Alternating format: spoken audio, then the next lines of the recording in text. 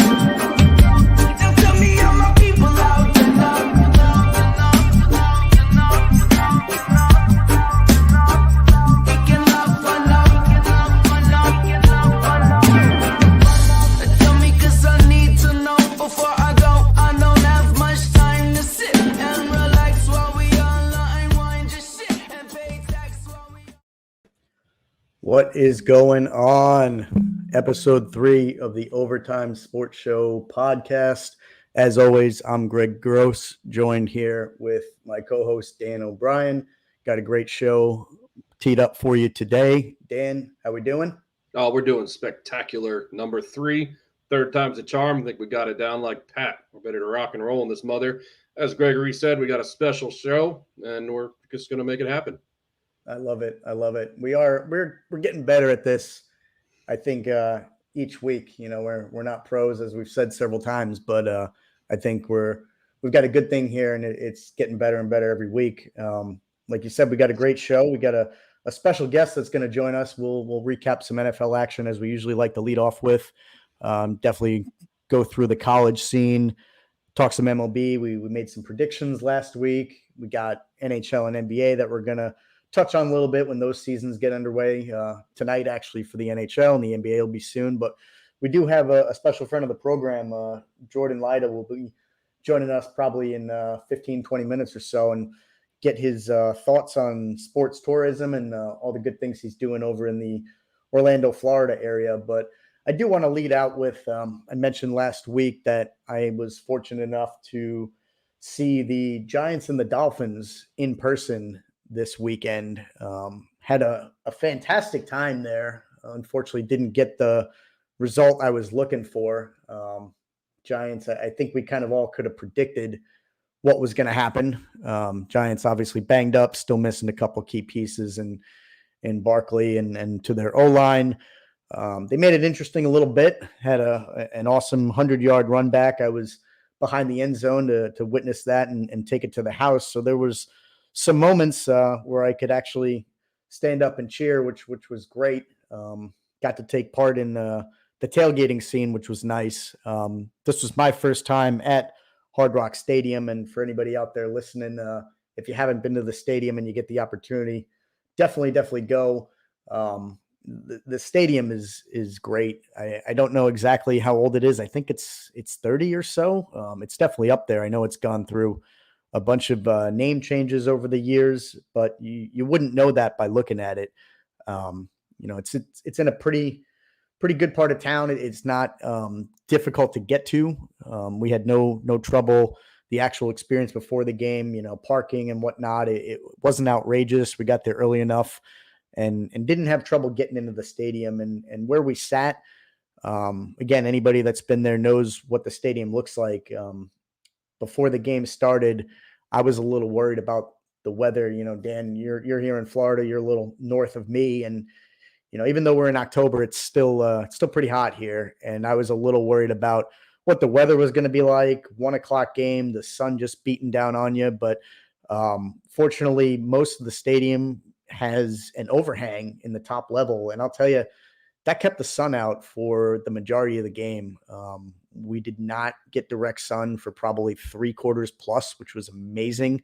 I did hear from a couple folks and friends that the overhang would kind of eliminate any kind of breeze. So even though you weren't in direct sun, that the air was a little stagnant, but that wasn't the case for me. There was a slight breeze, which was great too. So the experience, other than the outcome, the score itself, the experience at the game was was great. It was my first time, as I mentioned, in the stadium.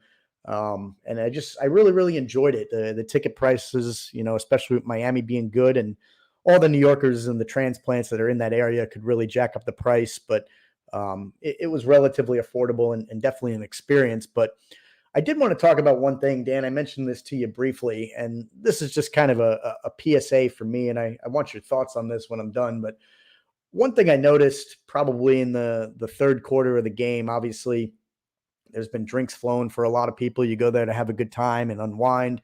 And there's, fans of both sides. And as I'm saying this, I'm sure you know where I'm going, because it's not an isolated incident to the Dolphins and their stadium and their fans. But I'm sitting in the upper deck, and in the third quarter, the Dolphins are starting to blow out the Giants. Things are looking a little ugly.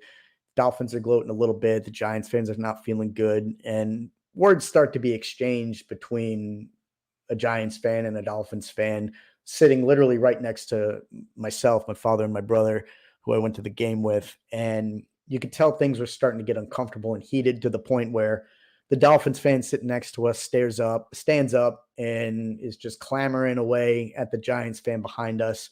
Couldn't tell exactly what was being said, but it was getting to the point where it was uncomfortable, and you could see a physical altercation was about to start. And it was just ugly. There was profanity. It was both sides. No one person was more to blame than the other. And that's really besides the point. It's not about who's right and who's wrong. It's just not the time or the place for that. But worst of all was, there was a little girl that was sitting right next to the Dolphins fan next to us. And the Dolphins fan ended up getting kicked out by security. And the little girl, you could tell, whether it was her first game or she's been to some, she couldn't have been more than 4 or 5 years old. And she just looked terrified. It looked like a horrible experience for her. And I just felt so sorry for her that she was put in the middle of this altercation, which we didn't let it spoil, our event. Everybody, thankfully, cooler heads prevailed. One person did get ejected. But the whole point of this is, I don't know about you, Dan, but I've been hearing stories about this across the NFL, and we're only 5 weeks into the season. I did hear last week there was an incident at some other stadium with an elderly gentleman who probably was running his mouth, and I don't know who's right and who's wrong, but he got clocked, and I heard he got killed. He literally passed away. I forget where this was and what stadium, but I think it was the NFL. And the point is, we're just seeing too much of this, and this is just my PSA for sports fans out there. And it's not unique to the NFL, but people just have to do better. I mean, just as a sports fan, be better. We see this all the time in pro. We see this with unruly parents who take things too serious at their kids, flag football games and things like that, even on a peewee level. And it's terrible. It can put a damper on it. And I don't want to start the show in a negative light, but just for everybody out there that's listening, I hope, you go to games for the right reasons, and, you let cooler heads prevail, because, looking at it from the lens of a young child, I know some of the best moments of my life were going to games as a kid with my father, my parents, and it was a great experience. And thankfully for me, it wasn't ruined by an altercation between adults who weren't putting kids first. So I just wanted to lead out with that as a PSA again to sports fans in general. Just if you're going to go to a game, do it responsibly, do it the right way, and just be respectful of the people around you. But Dan, that's what I got. What do you got with that? I mean, have you been a part of any of those things? Hopefully you've never been involved in that, but I don't know. Have you been seeing that the same way I have lately this year? So, well, I haven't been to any games yet lately this year, but I've been watching a lot of news. They've been talking about this. The story you're talking about happened in Foxborough. It was also Miami's Dolphins against the Patriots. The guy got Yeah. punched in the head multiple times. Came out that he was an older Patriot fan, and he had an underlying health condition. So they found out that it actually wasn't from the hitting in the head. But going forward, there needs to be more accountability on, I believe, the people working at the stadium, because 99.9% of that is going to be coming from alcohol. So, Yeah. It goes back to everything that's going on. People are short staffed. And I don't want to say that, I don't want to bring this into a political thing. I don't want to bring this into that, but short staffed, people need to be more accountable. I mean, if you see somebody walking up who's, eyes are closed like this, stumbling, you probably shouldn't sell them another beer. You shouldn't sell them another beer. You should I mean, this might be costing a lot of money, but in the future, maybe you wear like a bracelet, and then when you get your beer, it tells you how many you had in a time period, but then it goes outside the stadium. So there's really no policing it. The one thing that I would think would be to police it would just be more accountability on the staff and more accountability on the staff in the stands. Like maybe have like a ratio of 1 to 50 in a section, or 1 to 20, somewhere around there, and then monitoring what's going on, kind of not really watching the field, but watching the stands and kind of seeing if there's any unrest going, if there's anything going on where people are yelling, or you can see people are visually getting upset, and then go in there and stop it, pretty much get to the root cause and stop it before it goes bigger. So Yeah. like I said, I haven't been to any yet this year, but on the news I watch, to give a little throw out, nightly news with Lester Holt. I watch him every single day, and they did a lot of sports stuff when this was going on. They had a sports expert from NBC News, and I think a lot of people are going to say 99.9% is beer intoxication. I would say yes, not that high, probably 70, 75. And I would say the other one is just accountability on everybody's part. So just going forward, more staff. I mean, it's going to cost the stadium. It's going to cost stadium more, but maybe this is all just throwing stuff up in the air. Maybe the NFL as a whole starts employing people at the stadiums, and they can get a control of it, because end of the day, this little girl that you talked about, maybe she's never want to go to an NFL game ever again because she heard the F-bomb or whatever she heard. Yeah, I mean, why would she? You know, that's exactly. the thing. I mean, it's going to leave such a bad impression in her. You know, she's exactly. Kids are so impressionable at that age, and exactly, you don't want her to have that experience. You know, and then I mean, it's one fan, but this one fan could spread like wild wolf. You know, it could say, okay, well, I went here, and she'll be 10 years. I don't know how old she was. Let's say she was 10. 10 years, she'll be 20. So she's going to have a lot of friends, and she's going to say, oh, when I was 10 years old, this happened. Why would I want to go to another NFL game? Why? You tell me why. So I can hear words. I can get yelled at. My dad can get yelled at. I mean, whoever she was with, I think you said it was her dad or grandpa. Yeah. It's just, I just think of more accountability. And that's just a debate that's going to be going on for years. And I don't know how they fix it, but a lot of people are going to say beer. And I don't mean to keep repeating myself, but I don't think it's all beer. I think it's a lot of beer, but mostly people being held accountable for their actions. Yeah, I mean, beer's the catalyst, you know. I mean, for sure. It starts with people being accountable. I think you're spot on. You know, people just need to be responsible for themselves. You know, you're going to drink, but do it responsibly. You know, it's no different than getting in the car and making sure that, you know, you're under the limit and you're safe to drive. And same thing when you walk into a stadium. You know, if you've been tailgating, we tailgated. You know, we threw back a couple, but you know, we knew we wanted to be coherent and responsible. And when we're watching the game, and there's some people that just don't know how to handle their behavior, you know, and liquor just compounds that. But I think you're spot on. There needs to be, you know, whether it's tightening up security or, like you said, checks and balances. You know, I do think it's a good thing. People will complain, you know, about some of the rules that stadiums have when, you know, you can only, you know, purchase 2 beers at a time, or sometimes now I think there's some stadiums that won't even sell you a second beer because they don't know if you're giving it to somebody underage, which, you know, that's the responsible thing to do. You know, it's unfortunate, but we as a society, as humanity, we've unfortunately proven that, you know, we can't have nice things, right? You know, it takes one person to ruin it. Yeah. And at the end of the day, it's a right to go to a game. It's not a privilege. So exactly. Why would you go ruin it for somebody? I mean, this could be the only not going back to this girl. This could be our once in a lifetime experience to go to an NFL game, and it's ruined because of some jackrabbit. Yeah, so I think you're exactly right. Very, very frustrating to hear that from you, because it's just very, very frustrating, because as me and you are both, as we've mentioned in episodes before, we're huge sports fans. So I love going to any kind of sporting event that's live, and just to think of somebody having that opportunity and the sports things to grab that opportunity and run with it. So that person grabbed that opportunity, ran the other way. They're never going to go to an NFL game again. It's just very, very, very frustrating. Very hard to hear it. Very, very hard to hear through the first 5 weeks of the NFL. So exactly, you nailed it. Because to me, as much as technology's made watching the games at home a better experience. I think it's a good thing that we all, have big screen TVs, stuff's in high def, more ways to Yep. stream games. The convenience is nice. But all that aside, and ticket prices and paying for parking aside, I know that stuff's outrageous nowadays. I think something should be done about that too, to make a live game day experience more affordable for the average, fan out there and family. But to me, a live sporting event is still second to none. And obviously too, people say there are some sports that lend themselves to a better experience in person. I personally think hockey is one of, I'm right there with you. Live sport to watch. Baseball and football are up there, basketball. But you're right though. People, if they keep running into this stuff live, it's going to be another reason where they say, I'm not going and I'll just watch it at home. And that to me, they always say saying things suck is not a take, but that sucks. That should not be the way it is. And it's unfortunate. Not to keep going back on it, but I mean, it goes back to the airport industry. Remember, back in the day before 9/11, you could literally walk to the gate and give your loved one a hug and watch them go on the plane.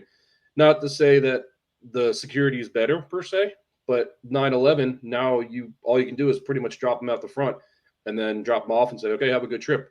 I mean, me and you are about the same age. We can remember our parents walking us to the gate, or us walking our parents, or walking our sisters or aunts and uncles. So it's going to be like, as far as it goes, what's the next step? What are they going to do at airport, at NFL stadiums and sport venues in general?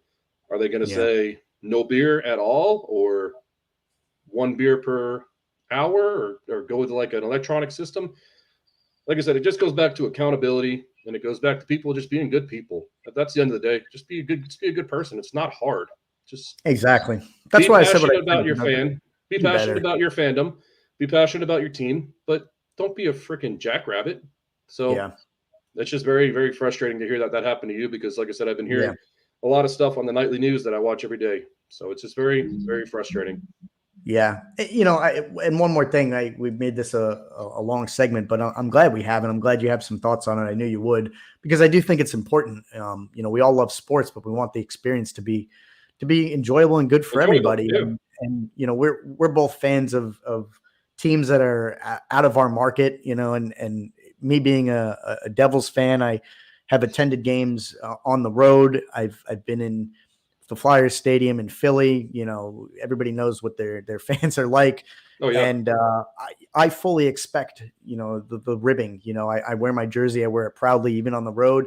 And I expect it. I can take it. I can take a little friendly, noise and jostling. But there's a line. Enough to enough. Yeah, there's a line. You don't cross that line. There's a way to do it tastefully. And Exactly. some people just don't know that line. But yeah, you just say, your team sucks, but this is why your team sucks. Or you just say, your team sucks, and go about, don't freaking keep pasturing, right? Don't keep, drilling it. That's what happens. And then you drill it, and somebody else drills it, and the next thing you know, you're at each other's throats. And that's the bad thing. And like I said, I just think more accountability, more staff, and it's going to be an issue that's going to be ongoing, unfortunately. Yeah. Spot on. I got some other thoughts on the rest of the NFL weekend. A lot of stuff went down. Yep. I made some notes going back to last week. The Thursday game takes place, and I was kind of interested to see what the Bears were going to do. They looked good the week before, kind of turned things around after Fields spoke up, and Washington, they're not world beaters, but I expected them to put up a bit of a fight, and they looked like they really just couldn't hang with the Bears for most of the game. And I was wondering about you, is it the end of the Howell hype? He was starting to get some notoriety and some traction, and it looks like he kind of came back down to earth a little bit. So I don't know what we're going to see out of him next week. What do you think? I mean, is he the real deal? So. I think he's the real deal. And the reason why I say this is he threw for 388 yards, 2 touchdowns, and 1 interception. And he's still a young quarterback. They still have a young line. They still have a young team. And I think Howell's the real deal. He's not elite yet. He's probably, I would describe him as a younger or a smaller Justin Herbert. Reason why is Sam Howell. He's not as tall and probably not as fast, but he's elusive. He can get out of tackles. And like I said, 388 yards. It's nothing to laugh about. There's nothing to go over about him. I think that the Bears came off of last week's game with the Broncos. They were pissed off, blowing that 28-7 lead. Yeah. Justin Fields came out and rocked it. DJ Moore had 8 receptions, 230 yards, and 3 touchdowns. Can't really beat that. And they just came and played. The Commanders, I think they got blown out. It was 27-3 at the halftime. So you look at that, and I believe Sam Howell, I think he's something to come with. He's definitely a good player. He was good at North Carolina. He had a couple good years in college, and 388. That's nothing to laugh about. So he's definitely a stud in the making. I think. Yeah, it makes sense. Makes sense. Going down the line, keep on going down the line. I mean, we have the Jaguars. They're 2-0 in London, which is kind of crazy. They beat the Bills 25-20. Travis Etienne finally blew up, so that was good for the Jaguars. And a lot of people are going to give me hell about this one, but I guess I can call myself a closet Jaguar fan just because I'm only 30 minutes away. Not that I'm a Jaguars fan, but I follow them just because a lot of stuff comes around here in St. Augustine. It's only 30 minutes south of Jacksonville, so it goes on the news, it goes on everything. So it got to root for the hometown team, right? I mean, come on. I mean, you don't got to root for them. They're just they're very stupid franchise. So if this goes around to the Jaguars, it's gonna be some hate. But everybody knows they're a stupid franchise, so they just do stupid things. But I think that they're trying to do good. It's just they don't do it. But they look good in London. We'll see what happens this week against the Colts. The Colts have been looking good with Gardner Minshew. Richardson might be out for a while, and Minshew played very well in his backup. So, did you see what they say about Richardson? Is Richardson out again next week? I know he went down. I don't know. I saw him. He was walking with his arm very gingery. So I don't know how serious it is, but he couldn't even move his arm. So interesting. Yeah, another big surprise will be the Lions, 42-24. They're 4-1. I think they're the real deal this year. What do you think about the Lions? They are the real deal. We talked about it a little bit. I think previous shows. I'm a pretty big fan of Dan Campbell. Me too. Watching them on Hard Knocks, I think it was last year. The way the players responded to him, it seemed like he's the definition of players coach. It seemed like guys were complete heart and soul. They were laying it all out on the line. I'm pretty impressed with Jared Goff. I got to be honest. When he left LA, I kind of thought he was just going to a graveyard in Detroit, and seemed like he was one of those guys where, had some stardom early on and then just quickly fades. And next thing you know, he's out of the league. But he seems like he's found a nice home in Detroit. And they did not even have St. Brown this week, and they still found a way to get it done and put up a lot of points. I mean, 42-24. That's pretty lopsided, and to do it without your best weapon is impressive to me anyway. So I think you're spot on. I think the Lions are the real deal, and watching that division unfold now in the early third or quarter of the season, it just looks like they've got a stranglehold on it because what we saw from the Packers last night. 3 interceptions from Love. He's had the last 3 games have been shitty for him. So they're struggling. I don't know what the answer is for them. I think I saw that there was a headline somewhere, it might have been Barstool, that said Packer fans is unable to, I guess, accept the reality that they are not in a good place, and I personally wouldn't give up on Love yet. I think there's some people out there that are, and to me that's a little premature, but they don't look like they're in a good place right now. And that's to be expected. I mean, let's face it. They had a really, really good long run with Favre for, better part of almost 2 decades. And they followed that up with almost 2 more decades with Rodgers. So if you're a Packer fan, you've been pretty spoiled. I can relate, biggest thing I can probably relate to that is going back to hockey. I'm Devils fan and was spoiled watching them in the 90s and early 2000s, got a couple cups, and then it was dark for a decade. They were bad, and teams go through that natural rebuild. So the Packers, I don't think they're going to compete. We just talked about the Bears. They're up and down. I mean, they looked great the last 2 weeks, but we'll see, if they start to play some tougher opponents. And then the Vikings, I don't know Vikings, what out of them. They're going to be, I'm sure you saw, without Justin Jefferson for a couple of weeks, and that'll show what they're made of. Because again, going back to the Lions, they were without St. Brown this week, and they didn't really skip a beat. So if the Vikes are the real deal, they're going to have to prove it this week. And I think they do play the Bears, so that'll be an interesting divisional game to watch when the Bears seem like they're on the up and up, and the Vikes are going to be without their best weapon. Oh, sure. And not a couple things to add on the Lions. Let's not forget that Jared Goff was a number one overall pick.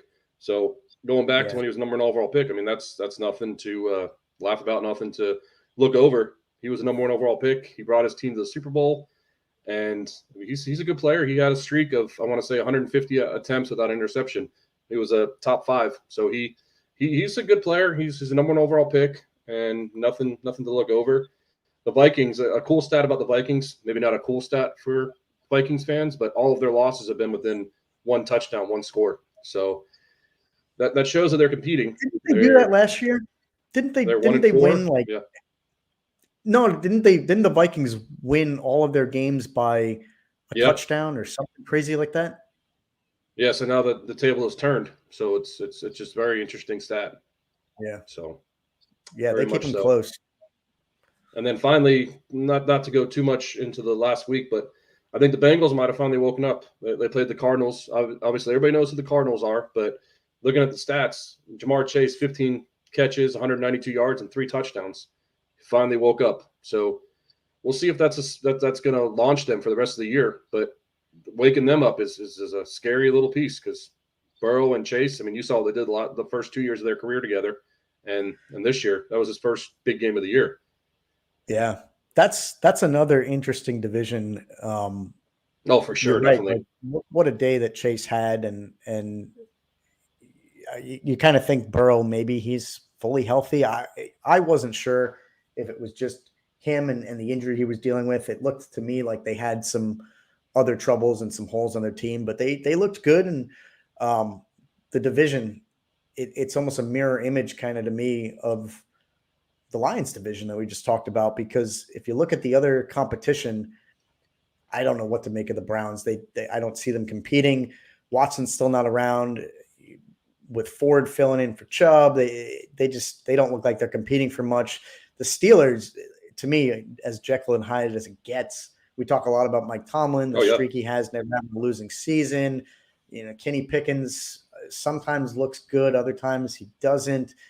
To me, I know their defense, you got TJ Watt who's doing his normal thing. It looks like the defense is keeping them in games, but to me, it's just not consistent. And then you got the Ravens, same thing. Yeah. I mean, I know that they're hurting without Dobbins. Beckham can't seem to stay on the field, but they go out and they lose to the Steelers. It's a divisional game. They always play each other tough, but I think a lot of people expected the Ravens to take that one home. And they didn't get it done. And now they see themselves at 3-2. The Steelers are 3-2. The Bengals are 2-3. I mean, that is a tight division, and I think it's going to stay that way throughout the season. It always is. So it always is, interesting games. Yeah. They always go back and forth that division.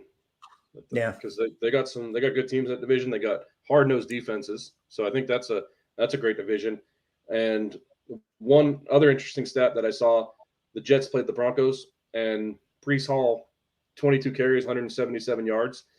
A year ago in the exact same location, that's where he tore his ACL. So I think that was pretty cool that he came back to the exact same location, the exact same stadium, and ran for 177 yards. That's pretty cool. Pretty cool. That's cool.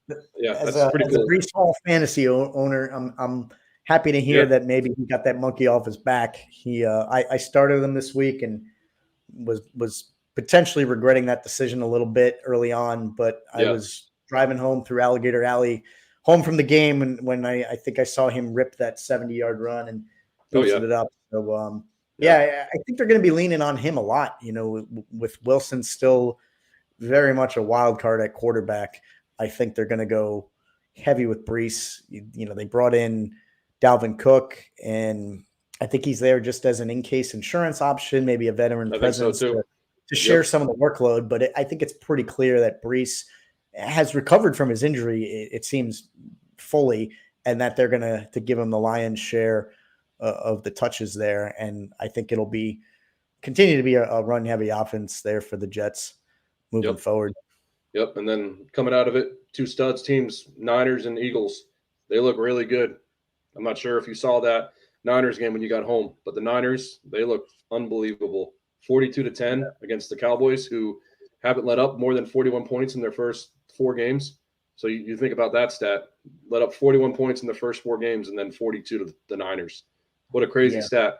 And Brocktoberfest, that's what they're going to start calling them. Well, Brock Purdy, Brocktoberfest. So they 4 touchdowns. George Kittle came out. They're very impressive. And the Eagles are the Eagles. They know how to do it. They got that brotherly push, as they call it. That sneak. Nobody can touch it. They're playing good ball. So it's very, very exciting stuff. A lot of stuff going on in the NFL. So it's shaping out to be a very exciting year, I think. I mean, we're very early still, but I think it's shaping out to be a very awesome year. Very exciting year, very spectacular year. Yeah. I've been entertained by it. I know you got some thoughts on college. We'll segue to that in a minute. You mentioned the 49ers and the Cowboys, and I was watching that game. I had, again, just gotten home. Was dialed into looking forward to what I thought was going to be a fairly close game. Didn't expect the score to be as lopsided as it was, but I was listening to my buddy Rome this week, and he made a comment.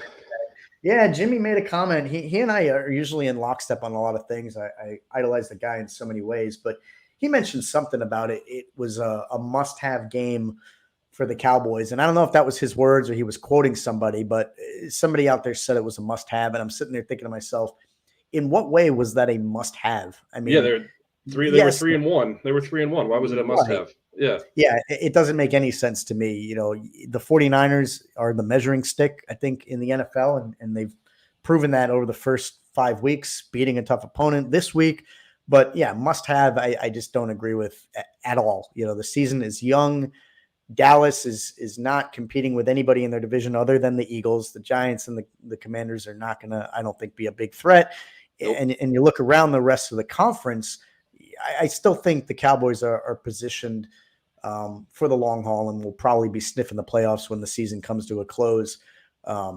Yes, they have some holes. There's almost every team in the league does, and they were clearly exposed. But if anything, I think it was great, an opportunity for them to play a team like the 49ers so early on in the season so they could address those holes.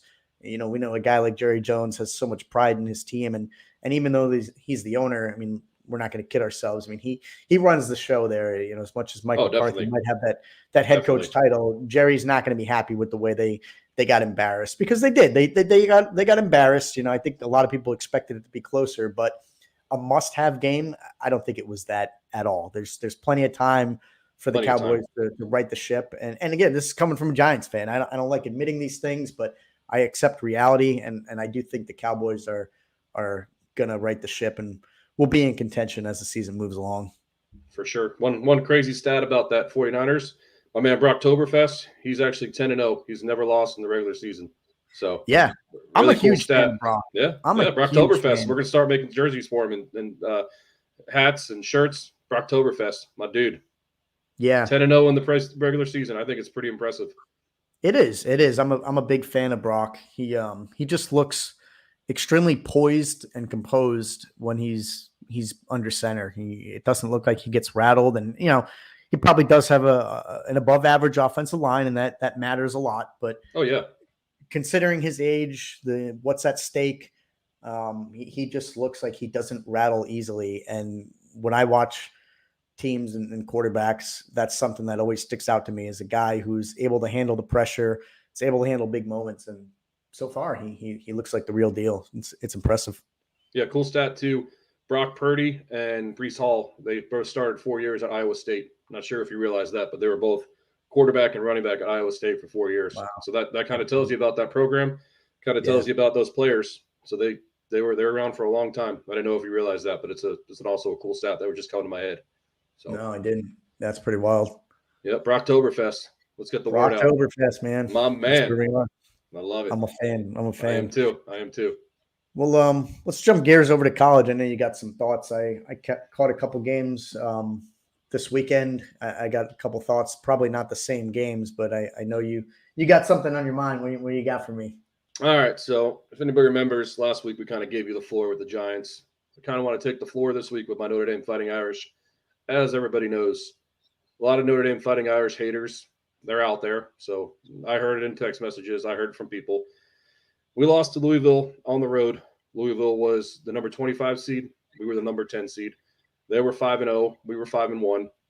Everybody knowing Notre Dame, our coach, our players, knowing that if we had one more loss, we're definitely going to be out of the playoffs because we can't get in the playoffs without 2 losses. So just starting it off, I think, not to give them an excuse, I believe the team honestly was mentally exhausted.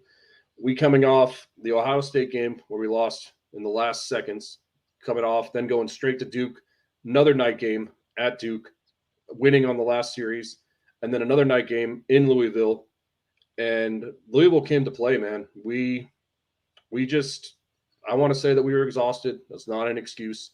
We came to play, but Louisville came harder, and we had no answers for them. I watched the whole game. We were playing good. Sam Hartman had 0 interceptions. He ended up throwing 2 interceptions, and he was just under pressure. Our line looked like they were tired. I think that the 2 night games before, Ohio State and Duke, and also this night game in Louisville, I think it took a mental toll on our guys because you got to think Notre Dame is, we've kind of talked about it, I believe, the first episode and some of the second episode.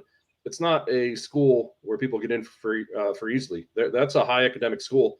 And another stat when I was watching the game is there were midterms going on this week and next week. So that was on their, actually last week and this week. So that was on the guy's mind. Obviously, you got to keep, I'm not sure exactly what the GPA is, but usually it's 2.0. I would say Notre Dame is probably 2.5, 2.75 to stay as a student athlete. So, I think we just came out. We wanted to play hard, but because we have this next game, we might have overlooked to USC. This Saturday, we're playing USC at home. It's also a night game. So we played hard. It's just Hartman, a lot of pressure. Hartman got pressure and threw some interceptions. Also, a lot of people. Me being devil's advocate for a second. Sorry to cut you, but when you mentioned like the GPA, isn't every team dealing with that? I mean, don't they have midterms at the same time? I know you mentioned the GPA and maybe there's a bit higher standards, but I feel like every team's got those same pressures, don't they? I mean, they do. I would just say that maybe they're not all scheduled at the same time. And the thing is with Notre Dame is a lot of Notre Dame haters will tell you is we make our own schedule. So we did this to ourselves. We knew that we played in Ireland in week 1. It was called week 0. And we've played every single week up to this week. We haven't had a day off or a week off like other teams have had buys. So going into my stat, we're playing USC this week, another night game. So maybe we were looking ahead because USC was a top 10 team. We knew that if we beat Louisville, we would go at home. We would still be top 10. It'd be a top 10 matchup, Notre Dame, USC. We win that game, another resume impressive win. So probably overlooked it. And then my last thing on the game, not that this made us lose, but it was 4th down on our own 35 with about 9 minutes left. And Marcus Freeman decided to go for it. And what happened there is we went for it. We didn't get the 4th down, and Louisville ended up scoring on the next drive. So not that was a point where we lost, but I think that Marcus Freeman was a little nervous, and I think he wanted to get that 1st down and not have to go down to the final wire. So going through, I was talking to a friend of the show, Jeff Creason. He was letting me know that there's plenty of season left. We're 5-2. We got about 6 games left. So if we went out 11-2, that puts us in possibly a New Year's Six bowl. If not a New Year's Six bowl, maybe a really good bowl game, and then momentum towards the next year. So the season's not over. It's just not what we wanted to have happen. Obviously being Notre Dame, we wanted to go to the playoffs. So it happens.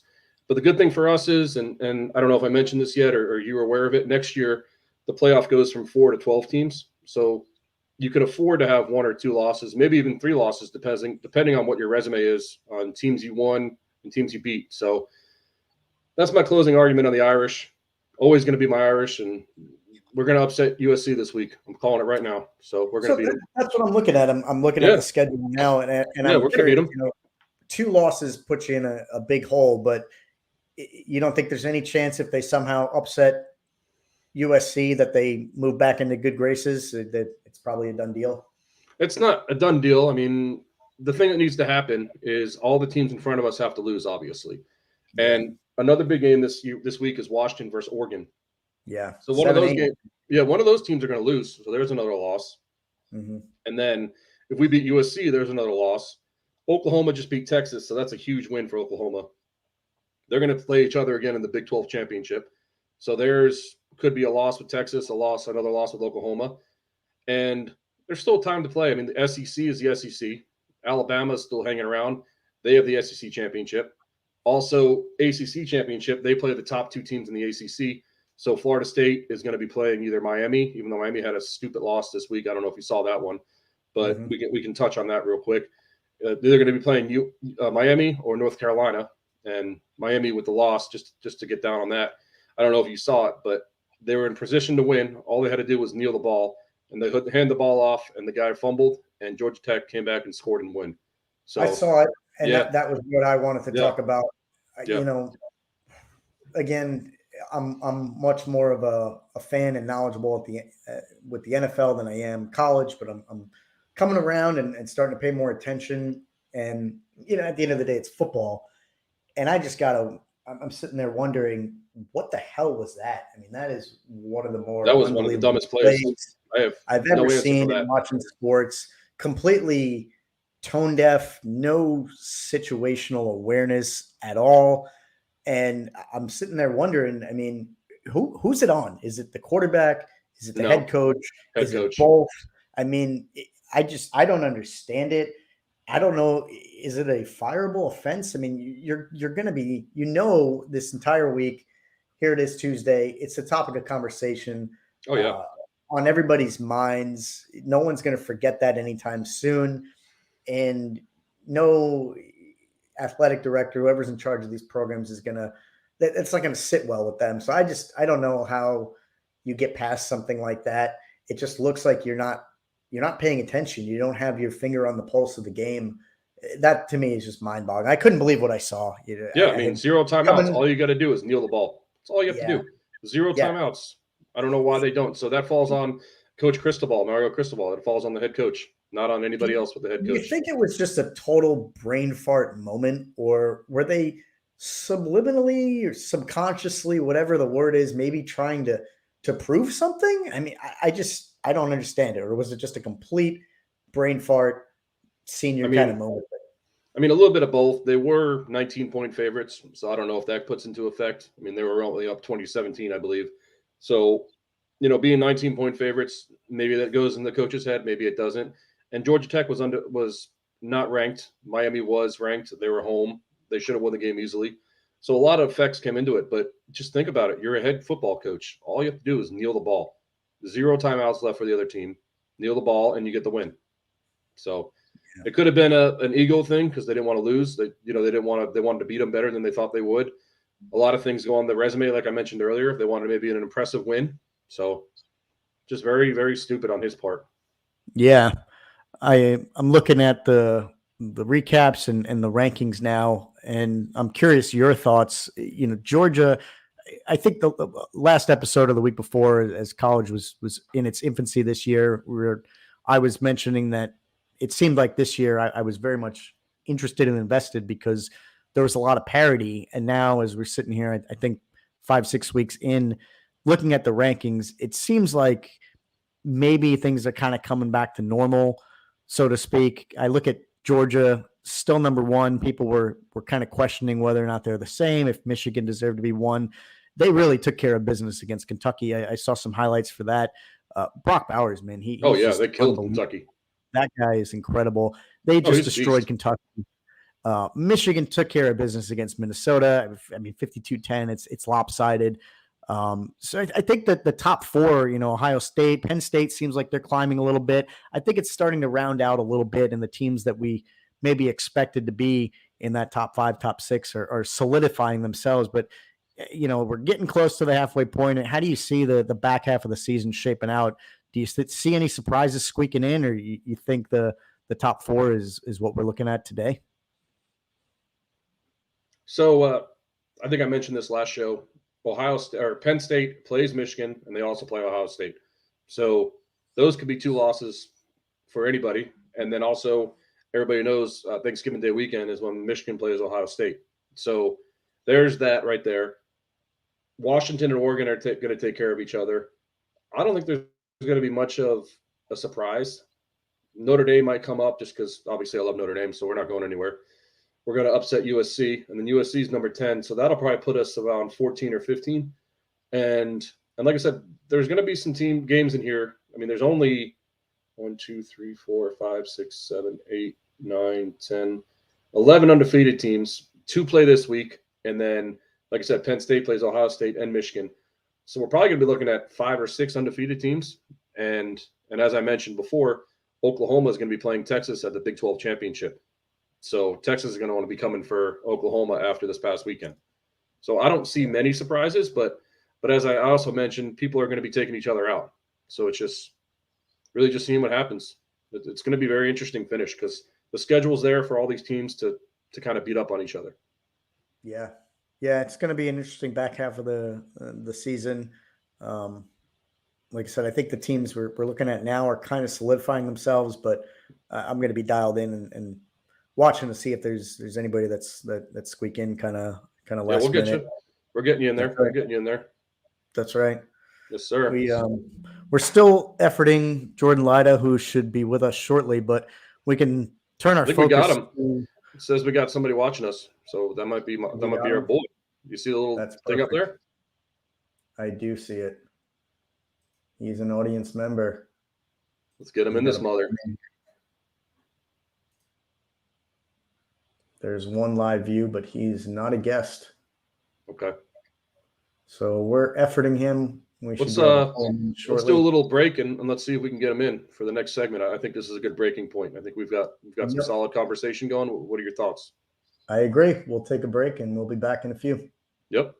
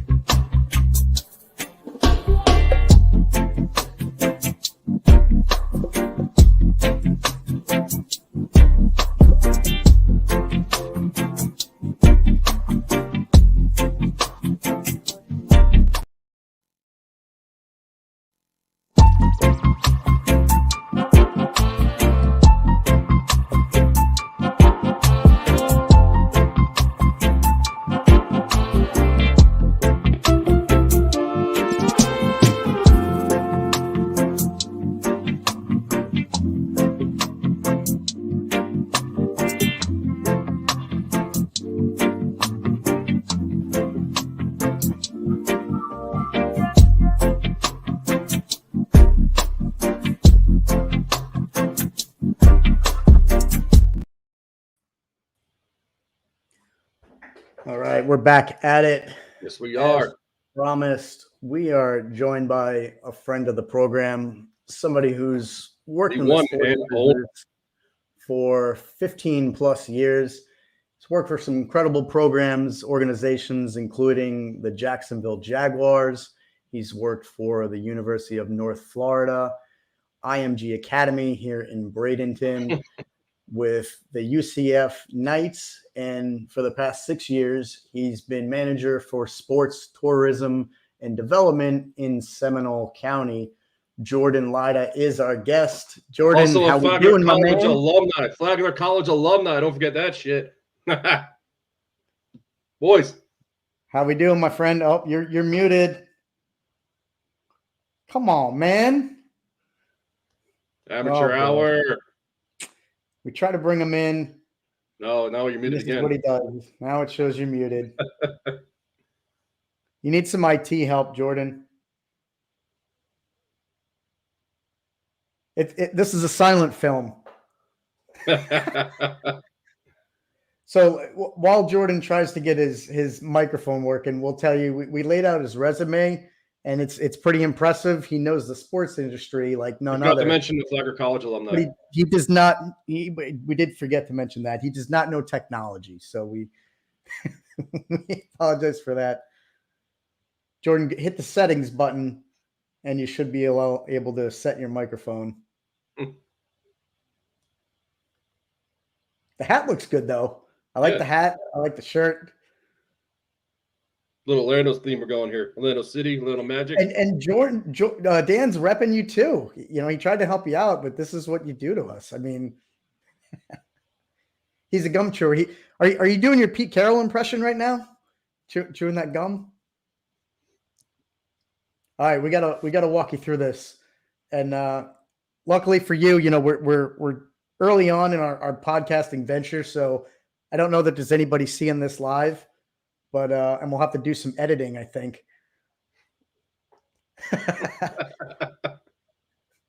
Dan, are you a lip reader, Dan? Can you see what he's saying?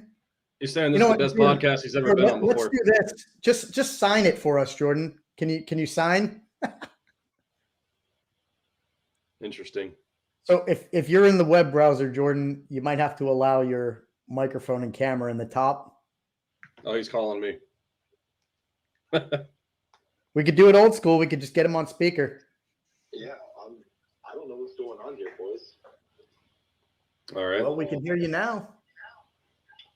Yeah, this is weird. I do video chats all the time on this computer, so I don't really know. I've never done it on this before, though. When you joined, did it give you an option to allow the microphone and camera? Yeah, it did. Here, pause us. All right. Yeah, guys, I'm sorry. I don't know what's happening here. Greg, do us a pause. Hold on. There's no pause on the live stream. Let me take us off stage for a second, but we're not going to be able to hear each other. You might be able to, Jordan, maybe just drop out and try to go back in and maybe choose a different browser. See if it. Let's try that. All right, I'm going to drop out. So that's the world we live in. We just got to roll with the punches. There's technological challenges, and none of us are immune to it. So happens to the best of us. We'll try to bring them back in a moment.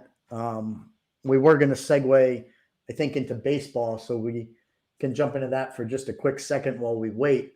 Dan, we made our predictions last week when the playoffs started, and there's been some surprises. Not looking good for me, my man. Yeah, it's not looking much better good for me either. I mean, I had the Orioles going kind of far, and so far it's looking like they're going to be done after tonight. So a quick sweep. Yeah, 6-0 right now. Yeah, the Rangers. I didn't see that coming. 6-0. I obviously I thought the Rays were really going to get past the first round, and the Orioles would beat them. But I did not see. So did I. A clean sweep. They're the one thing I did hear, and again, I think this was a Rome thing, which I agree with this time around, is he said they're a young team, which they are. You know, they impressed this year, the end of the season, coming on strong the way they did to really rip that division title from the Rays. Because if you recall, the beginning of this year, the Rays started, I think, 13-0.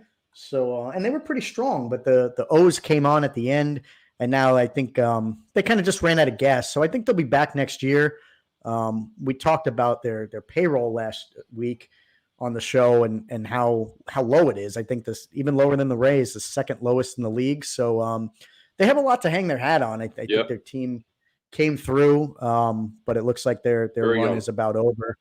And with the Dodgers, man, what's going on over there? I mean, I don't know if anybody saw that coming. Just getting absolutely manhandled the way that they did on Sunday. First game won, yeah. Saturday rather, and just an absolute shellacking. What we saw with Scherzer, it was surprising to me. I mean, I know Kershaw.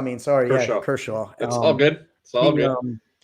He's getting up there in age, and I saw they put a stat on the screen. I just couldn't believe he has, I think, the largest ERA differential between regular season and postseason in Major League history, because and I think that speaks to his dominance in the regular season, but for whatever reason, it's just night and day in the postseason. And he just, the one thing I did see that I thought was good on him was to acknowledge, his struggles. But we'll come back in a moment. Looks like we've got Jordan back with us. Let's see if we got the issues resolved. And Jordan, Can you hear us? Can't hear you.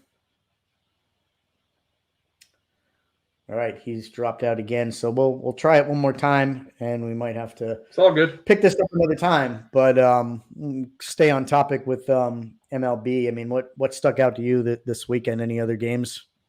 So the Diamondbacks. I remember when we made our picks, I was telling you about Corbin Carroll, 25 and 50, first rookie to do that since 1900. Shows that he's a stud. Their team's a stud, and I think they're more hungry than the Dodgers are. Dodgers have been there forever, and I think the Diamondbacks are just coming in ready to rock and roll. They're playing their balls off, and like I said, Corbin Carroll, Marino they got from the Toronto Blue Jays. He's a young catcher. He had a really good game one, and I think that the Dodgers just got caught by surprise. So we'll just see what happens. The Phillies. Did you watch that game last night or hear about that game last night? The Phillies and the Braves. I've been watching it. I didn't get to see all the game, but you better believe that I've been paying attention to the series as a whole, because if you recall our predictions, somebody sitting in this chair right here picked the Phillies to upset the Braves. And I also picked the Marlins, and Dolinator, a friend of the show, steered me the wrong way, but that's here nor there. So I know. Here nor there. But that's going to be tough for you to come back from. But I thought I was galore. I was waiting to come in here and gloat a little bit with the Phillies being up 2-0, but went to sleep I think last night and woke up in the morning to see what happened at the end. Pretty crazy double play. Yeah, I saw robbing a home run. Yeah, robbing a home run and then throwing him out at first. I mean, that's pretty impressive. Yeah, I mentioned Kershaw owned his struggles over the weekend, which was, I think, what a veteran's supposed to do. And Harper kind of owned I guess what led to that play. I saw that. You hit the ball deep, and I guess natural instinct takes over, and you're just trying to advance as much as you can. But he said it was probably a mistake to round second the way he did and just get gunned out by. You got to tip your hat to them too. I mean, the throw from center field and then to the cutoff man and eventually getting it to first. I think the box score on that, if you're an old school guy who scores the games, there's a few of those relics still out there that do that. But I think that's an 8.53 on the score sheet. If you correct me if I'm wrong, but that's not something you see too often. In fact, I think that was the first double play to end a playoff game in the ninth inning off the wall or something like that in 50 some plus years or something like that. It's just not something you see very often. So it's looking like it's a good series. I mean, 1-1, and now I think they go back to Philly, and that their fans are going to be crazy. That's one of the better atmospheres in playoff baseball. So interesting to see if they can knock off the Braves. And then the last one we haven't talked about is the old Twinkies, the old Minnesota Twins and the Astros. Which is also 1-1, or actually it's 2-1. The Astros won today. So they did. They won big today, 9-1. They're up 2-1. I think, like I said it in our predictions, I had the Astros going to the World Series. They're just too much composure, too much. What am I trying to say? Too much talent and too much experience. They showed it. The Twins are a good team, but they're young. So I believe the Houston, they might bring it to 5 because Minnesota, their crowd is playing really well. So they might win one, bring it to 5. But It's going to be interesting, and then we'll see what happens the rest of the playoffs. But it's exciting baseball. I mean, I think sports right now is very exciting as a whole, as we talked about with NFL, talked about with college football, and now we're talking about baseball, and we have hockey, which me and you love, and we got basketball coming, NBA basketball. So we got some exciting things to happen that are going on right now. It's a good time to be a sports fan, man. I love it. It's a great time to be alive, as I always say. That's right. That's what I always say. Yeah. So. You mentioned hockey. We're still efforting Jordan Lida, see if he'll be able to rejoin us. But switch gears, because I did want to talk about hockey, at least for a moment. There's sure not too much. I mean, this is opening night. We do this live now, and there's games going on as we're talking about this and doing the show. And the Lightning actually opened up against the Predators, and for anybody that caught that game, they won 5-3. Yeah, they won 5-3. They did. There was an empty netter, I think, at the end. Yeah, it was kind of a wild game. They were going back and forth. When I was down in Miami this past weekend seeing the Giants, I did get to catch the Lightning and the Panthers final preseason game. And I'm not normally someone who takes too much stock in the preseason, but the Lightning, they did look pretty strong. I was impressed. If you looked at both lineups, they were playing most of their starters. So it looked like they were trying to remain in tip-top shape and kick off the season, the following week where we are now on the right foot. And the Lightning looked good. They looked like a lot of people think that their window is closing. They've had a good run the last 6, 7, 8 years, going back to, I think, 2015, I think it was when they were in the conference finals, and you could see that they were really starting to build something. And certainly the last 3 years or so, they've repeated, not this past year, but the three before. They won 2, and then they went back to a third.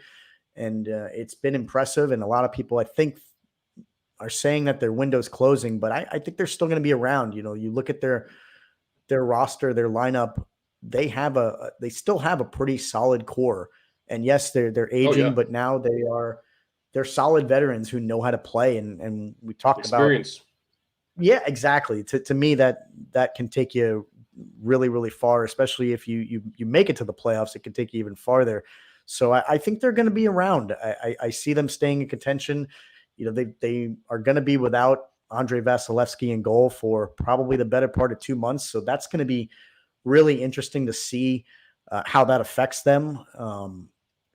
The two goalies that they have, Johansson, I think, is probably going to be the starter, but it looks like they're going to have to give them some kind of somewhat of an even split, because both goalies, if you look at their combined experience, they've only got, I think, 30 or 40 games between the two of them.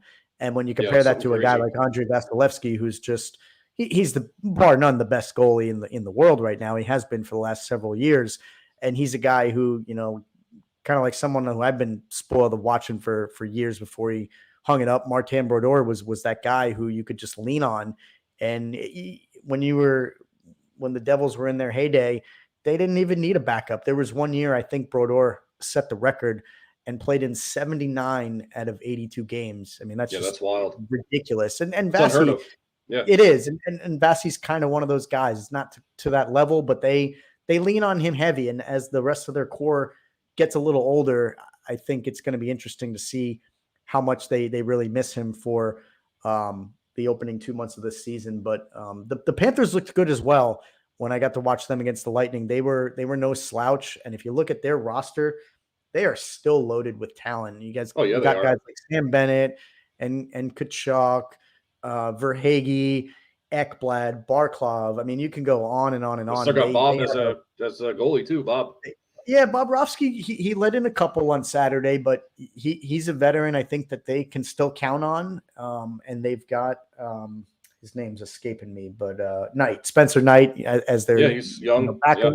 Yeah. He's young, exactly, and he can take over, I think, and will probably keep them in games and keep them alive throughout the season. So those are two teams I think in the Atlantic that are very much going to be in the thick of things.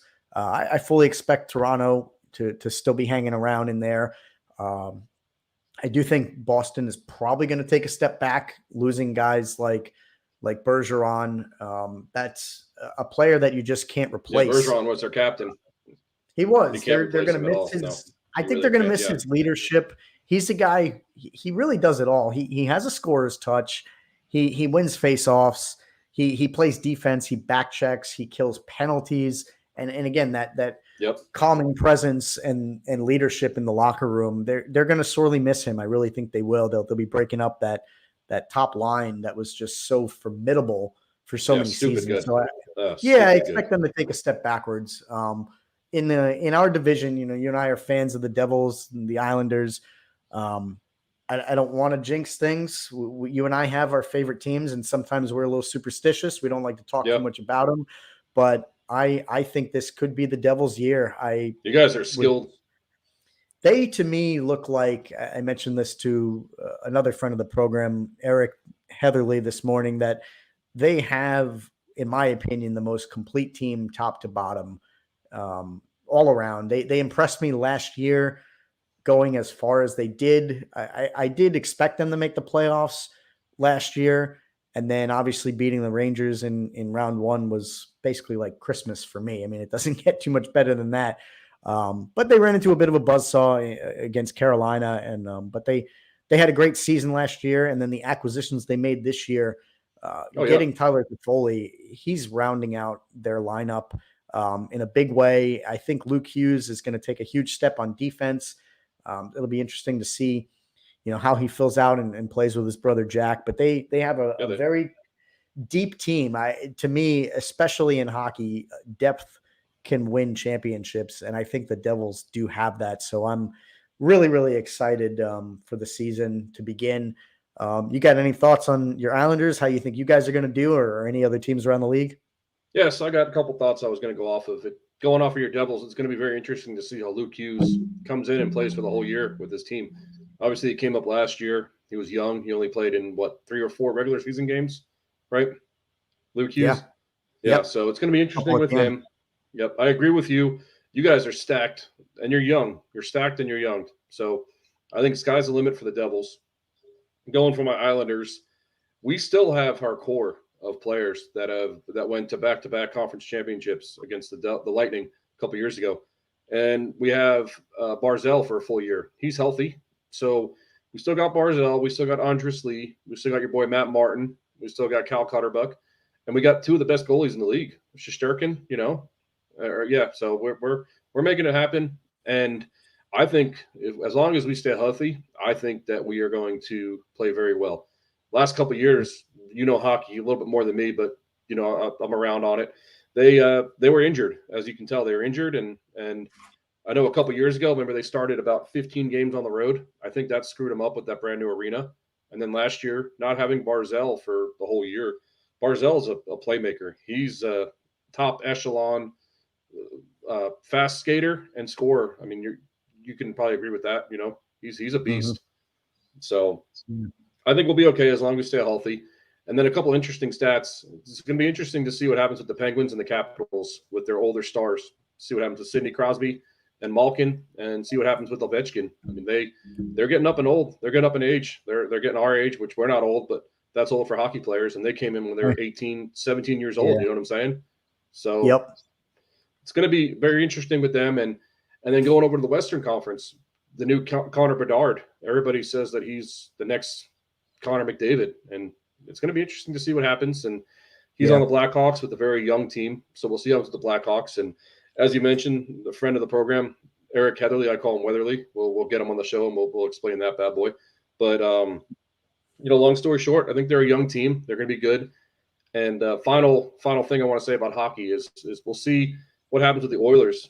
Their window might be closing with Draisaitl and McDavid. I mean, how much longer can they both be on the same team and not produce and not get past the third round? So it's going to be very interesting and see what happens. So, it is. I think you nailed it with the end comment there about Draisaitl and McDavid. It's one of those things where you hate to break them up because point-wise, production-wise, they've just been at the top and dominating the league year after year. But if it doesn't materialize and result in championships, some Stanley Cups, then what good is it? And sometimes you just have to blow it up. And I don't want to say start over, because they have some pieces, but there's some interesting trade proposals floating around the net, getting rid of, I think McDavid is the guy that they're locked into and tied to, but maybe you ship out a Draisaitl for some additional pieces. I think the one thing that the Oilers do lack is a goalie. There was some rumors going around. Yeah, their goalie's always been suspect. It has been for quite some time. And, there's a lot of teams out there who are going almost like the NFL, where everybody's got two running backs. A lot of teams now think that you can or need to have two goalies. So many teams do the 1A, 1B, which is just difficult for me to subscribe to. Again, it fully admitting, going back to the days when the Devils were just so good, they had a guy like Brodeur who you didn't need a B goalie at all, because he just was so good and so reliable and so consistent. But I know the times have changed, and a lot of teams just like to go an even split and have a 1A and 1B. And I don't even know that the Oilers have, I don't think they have an A. I don't even know if they have a B. I just think it's been a revolving door and a carousel. And if they could try to shore up that position, I think that'll go a long way. But they'll probably be in the mix. Looking at some of the odds for the Cup early on, it looks like the Avalanche are heavy favorites along with the Golden Knights. I don't think there's anything wrong with those predictions. I fully expect those two teams to be in the mix. The Avs are one of those teams that are really, really deep as well. I'm a big Rantanen fan. McKinnon is great. Cale Makar is an amazing defender. Yeah, exactly. They're deep as well. So I expect them to be in the mix, and I'll be interested to see how the Golden Knights do, because they didn't lose too many pieces. They but puck drops tonight against the Kraken at 10:30. So I'll be tuning into that game before bed and seeing how they start their season. And the Kraken are another one who I think were a surprise to many last year. They were kind of a sleeper dark horse, came out of nowhere, made some noise and some splashes in the playoffs. Kind of like, to me, they're kind of like the O's of baseball. They good reference. I like that. Right. Reference. Pretty comparable. I think there's some comparisons to be drawn there. A young team that made a deep run, surprised people, and maybe this is their year where they'll go even further. So there's like you said, there's a lot to talk about there. We definitely got some NBA coming up that we can talk about soon, but it doesn't look like we're going to get our friend Jordan Lida, so we'll probably try to reset that for next week. But we do got to bring back our Beers and Bros segment here for just a moment. Dan, I know you got something for me, so we'll take a quick time out. Best part of the show. We'll jump into that. Best part of the show. All right. Yep.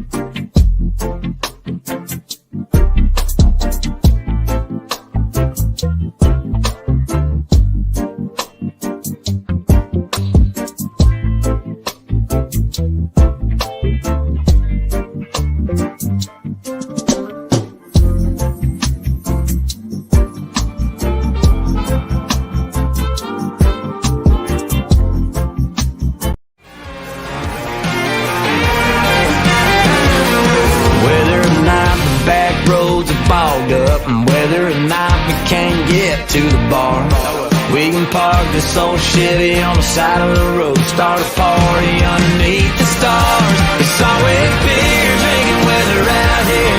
We get it pouring like a storm out here. No, there ain't nothing better whenever we're together. It's beer drinking weather out here. Grab a cold can, a keg, or a long neck bottle. Top it on off, drink it down to the bottom. 24/7 every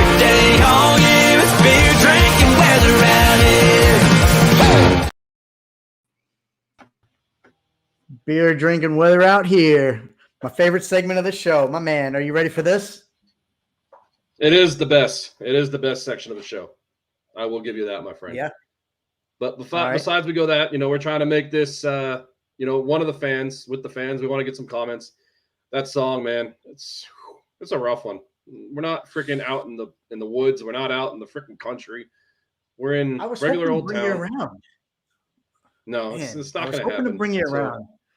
It's not going to happen. We're going to try to see if we can get some comments.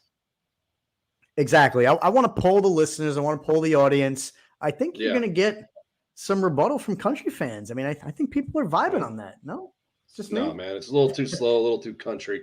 All right. If I'm on an island there, that's fine. We switch it up. We'll take suggestions. And before we get into it, that's a good point. We've not touted ourselves too much, but we are doing this thing live. We want to make the show interactive. So before we forget, hit us up via email, info@overtimesportshow.com. Hit us up on Twitter, OT Sports Show. Just interact with us. Yep. X now. Sorry. Yeah. Stupidity. X. So I don't know why, but it's X. Hit us up on X. Hit us up on Facebook. Hit us up on via email, and engage with the show. We want to read your comments, your emails. Get people check our website out too. My man's been doing major work on the website, so check that bad boy out. It's all homegrown. It's a work in progress, but it's all homegrown. My man's killing it. We're getting there. We're trying, but let's do this thing, man. Start us off. First, you want me? You want me? No, we'll flip flop. Last time I started, so this time you start. All right. So I got a little bit of a baby here. This is it's a surprise pick for me. As we know, these are beers that we've never had before. Right? Yep. Never had it before. So for me, I going with things that I don't know what to expect. Last week, I did an Oktoberfest from Blue Point. It was pretty predictable, but this one, Rocktoberfest. Rocktoberfest. Yeah, get with the program, dog. Send him one. We need to send him one of those. Oh, we will. We'll find it. So hold this bad boy up to the camera. You tell me if you've ever seen this before. Citra? No, sir. Whoa. From Protector.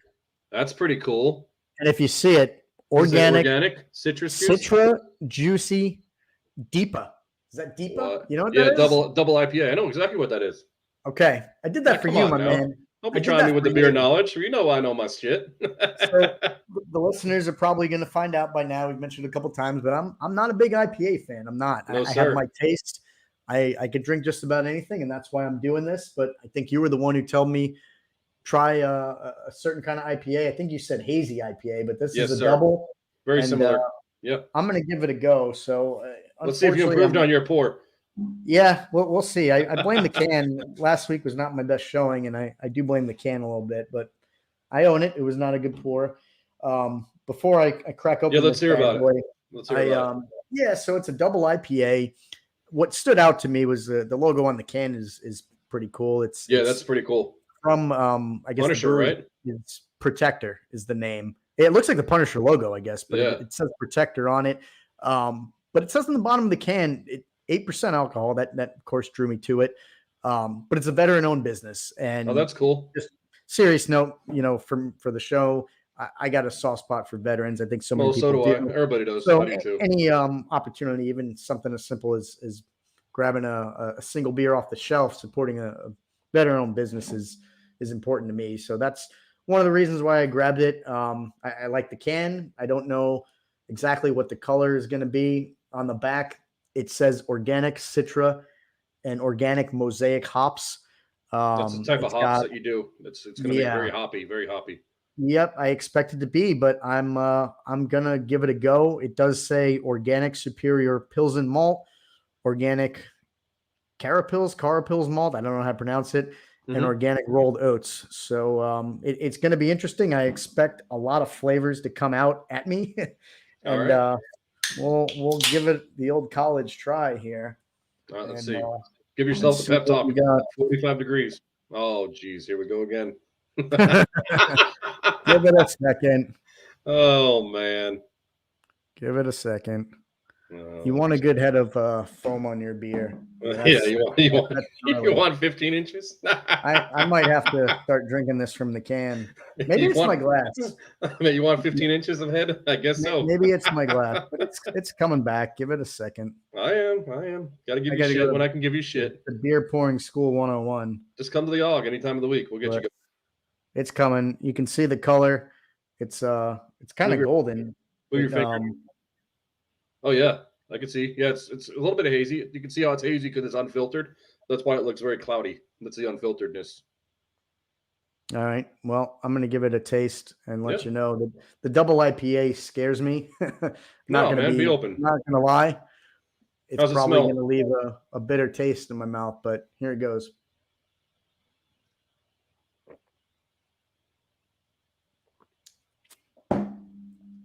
Wow. It's nowhere near what I was expecting. It's probably pretty I was- freaking good, isn't it? It's very good, and figured it would be.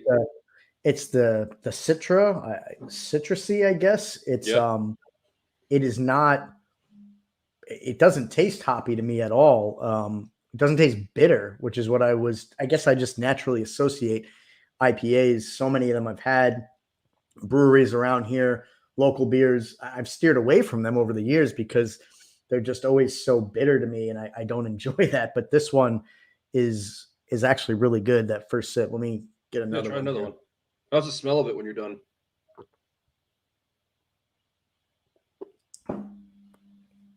That's pretty good. That's really good. Much better than I was expecting. It's not bitter at all. Yep, that's a nice hazy IPA. I told you. It tastes it's a little strong, the 8%, but it doesn't seem overwhelming. It's real smooth, and I'll get to the rating in a sec. The flavor's great. It's awesome. refreshing. We're in October. I don't think it's anything seasonal, but it does taste like a summer beer almost. That's what that can't citrus believe- is going to be from. That's that citrus. Yeah, and I can't believe I'm going to say this, but it almost, for an IPA and for being 8%, it almost tastes light. So let me go one more, and I'll give my rating. Okay.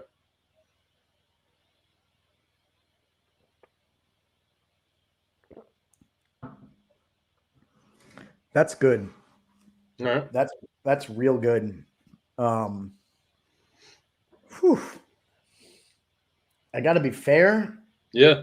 but I got to keep my expectations in check. I'm massively impressed. I'm going to hold the can up again Yeah. just so everybody can see it. Yeah. Protector, Citra beer, 8% double IPA. I'm going to go 8.6 on this beer. What? Thoroughly impressed.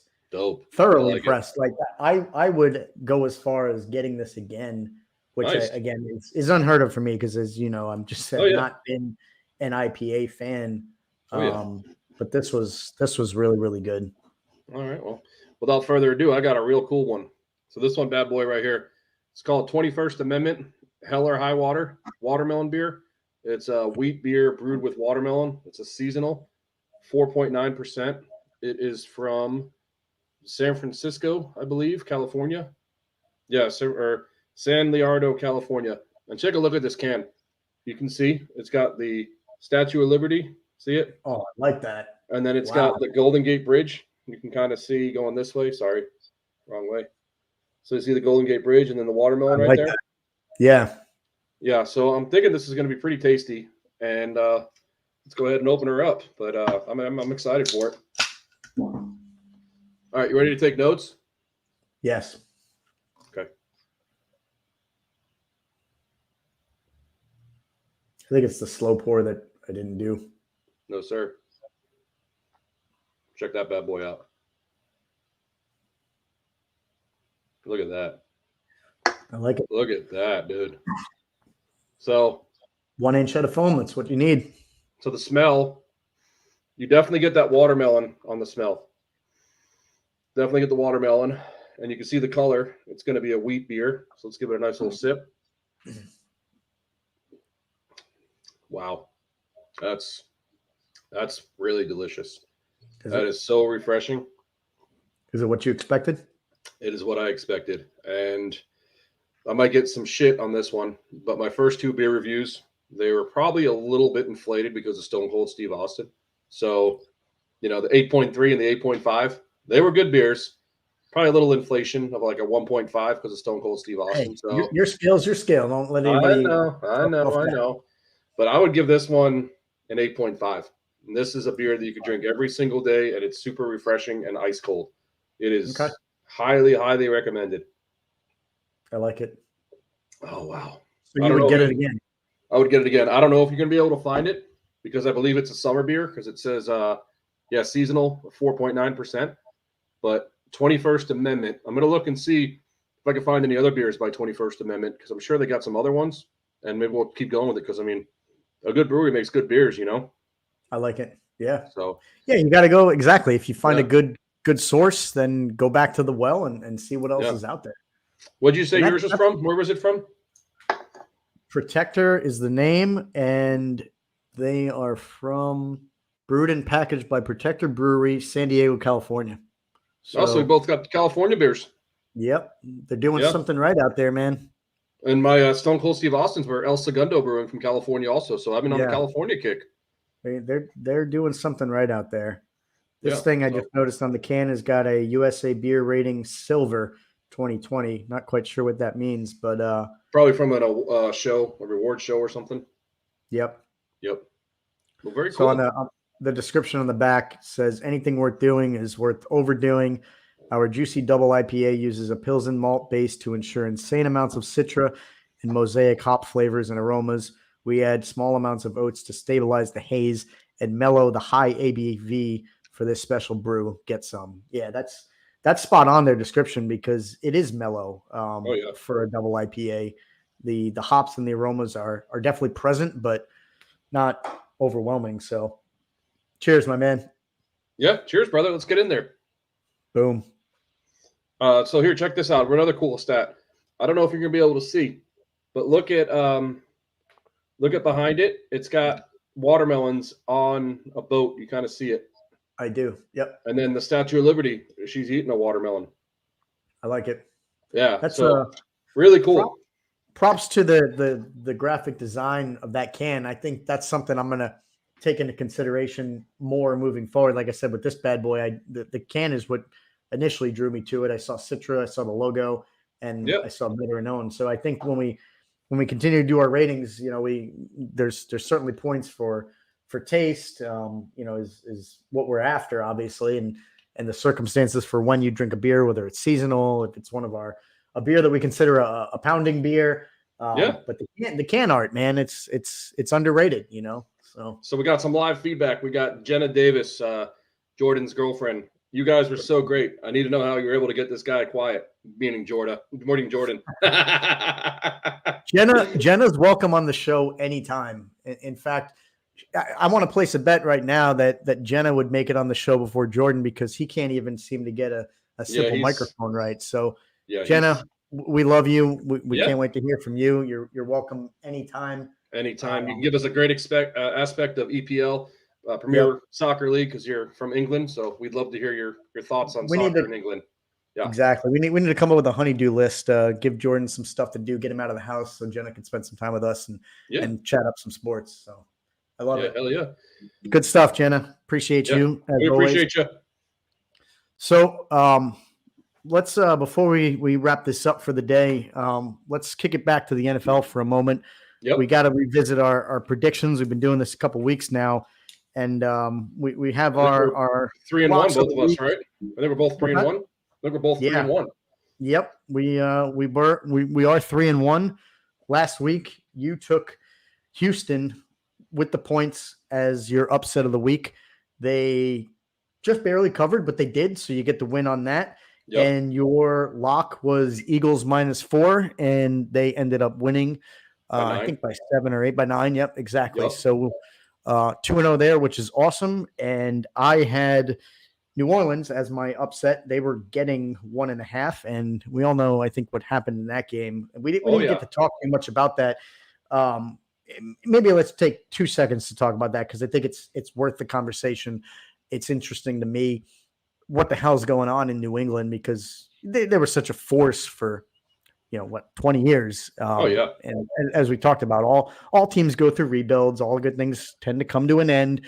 So without Brady, they're kind of finding themselves a new identity, but they still got the hood man, out there every single week. And he's, of course, given his interviews the way he always does. We're moving on next week. We're going to Cincinnati. He says nothing, right? He says a whole bunch of nothing. Yep. And I just kind of wonder, how much of a leash does that guy get, or rope rather, given all the championships he's brought to the area? Does he get a free pass of an abysmal, basically embarrassing season because of what he's done? Because I think any other coach out there getting absolute demolished, not 1 week, but 2 weeks in a row and at home, we talked about it, like Jerry Jones, there's some owners that just won't put up with that kind of stuff. Yeah. And I think if he didn't have the accolades and the success he's had recently, that he'd be on the hot seat for sure. I mean, do you think he makes it through the season? Do you think there's any chance they move away from him either during this year or at the end of the year, depending on how it ends up? I mean, you think the hood man's sticking around? So he's going to write his own ticket. He's going to do whatever he wants. I don't think he's going to get fired. The only way of him leaving is him resigning. So I think he's too honorable of a guy. I mean, what was it, 34-0 and 38-3 the last 2 weeks, something like that. If they keep happening, I think he's going to resign. So if they keep losing, and by the half of the season, if they got 1 or 2 wins, I'm going to call it right now. I believe that he's going to resign. Yeah. I know it's a bold statement, but I'm going with that. That would be the honorable thing to do. Just not. They're not going to fire him. They're not going to fire him. I think you're right. I think winning, especially how much he's won, like you said, writing your own ticket is a good way to put it. He's probably got carte blanche, where he could. They're definitely getting embarrassed. They're outclassed. They look like one of, if not the worst team in the league. But it's been a couple games. If they go through the end of the season like this, it'll still be one season. And I think one horrible season doesn't outweigh the 6 whatever championships that they have. So I think you're right. Yeah. But I just wanted to acknowledge that, because it's pretty crazy, how quickly the division can just make a turn. The Bills have been pretty solid now for a couple of years, but the Jets, they're not great. Obviously, they're dealing with some stuff without Rodgers, but they're improved. The Dolphins have not been amazing the last several years. They've been getting better. People could see that, but of course, this year they look like probably the second best team in the league, and the Patriots, who were that dominant team for so long, have just been a complete 180 and reversal. So it's interesting to see, and I just wanted to acknowledge that. But no, that's fine. Going back to our picks, I had New Orleans. Keep going. Sorry, I thought we were going to go on the picks, but yeah. I had New Orleans last week, 1.5, and they demolished, so I covered there. And then I had KC -5, and I think they also won by 7 or 8 or something like that. So 7 actually, 27-20. So we both covered 2-0 last week, and we're looking to compound on it. We're 3-1 overall. So I'll defer to you if you look it over. You already got it teed up. Give me your upset of the week for week 6, and then give me your lock of the week with spreads. All right. So this one, no, I'm not going to go with that one. I thought I had one up. There's a lot out there. I mean, we got the Thursday game, and that's staring at me at 10.5. Chiefs, I mean, they're dominant. They look my like. Lock. I got my lock of the week. I'm going to go Ravens -4 against the Titans. Ravens are coming off a loss. It's also in London, so both teams are traveling to London. So I'm going to go Ravens -4, coming off that loss from the Steelers. And that's my lock. And then my upset is going to be, I wanted to do one of these. Where are we at? Patriots +3 We just talked about the Patriots. I think they got some blood in them. I think they got some heart. I think they're going to come out swinging. I don't see Bill Belichick going 1-5 to start the season. So Wow. it's a wower. It's definitely a wowzer. It's a wowzer. I'm going to go with it though. I can't. You know what the whole saying was? You don't bet against the Patriots with Tom Brady, and you still don't bet against the Patriots with Bill Belichick. I mean, you would be effed this year if you did, but I'm going to roll with them one more week. I gotta ask, my man, which one of us had the 8% beer? Is that already hitting you? I mean, you're taking Patriots in Vegas. Hey, watch and learn, my friend. Watch and learn, my friend. As I told you about pouring beers, picking football, my dude. You'll see. All right. All right. See. I ain't scared. Hey, I like the Stones going out on that ledge. Hey, man. That's a bold pick. I'm a bold mother effer. What can I tell you? You are. So I'm looking at mine now. I'm running down. Like I said, I do kind of like the Chiefs over the Broncos. I think that's a complete lopsided mismatch. I don't know if I love 10.5. 10.5. Yeah, that's a wide spread. I just don't know. But yeah, we see so many of these games. You know, going back to this past weekend, I'm at the game with the Giants. Didn't know what to expect. I stayed away from it because the line was 11, and which seems crazy. But then look what happens. The Dolphins covered pretty easily. So you look at some of these spreads, and 10.5 is a lot, but it's not the largest spread of the week. You got the Dolphins over the Panthers, and even that doesn't seem out of the realm of possibility. I think back to when the Patriots had their undefeated season. I think that was the year, and of course, my boys upset them 18-1. But I think throughout that season, there were some ridiculous spreads where just they couldn't be beat. They weren't beat in the regular season. They went undefeated. And I think we were seeing 15, 16. There might have even been some 17-point spreads, and they probably covered. So some of these spreads don't seem crazy. But with that said, I'm still going to try to go for some sensible picks here. The Lions over the Bucks is interesting to me. I can't believe they're only giving 3, but the Bucks coming off a bye and at home looks like it could be something in the making. I was looking at that one too. I'm tempted to go with the Eagles over the Jets, giving 7 on the road. But for my lock of the week, I'm going to go Rams over Cardinals -7. Yeah, I like that. I know normally I like to stay away from divisional games, but this is a little bit of a homer pick. As we've mentioned a couple times for the listeners out there, we're average Joes. We play fantasy football, and I happen to have not only Stafford on my team, but I got Cooper Kupp, who was stashed on the bench for the first 4 games. He's back now. Him and Puka Nacua, dual threats, on the outside.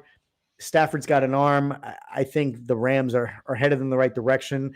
I think the Cardinals are what we expect them to be. So I think the Rams easily cover that one at home. So that's my lock.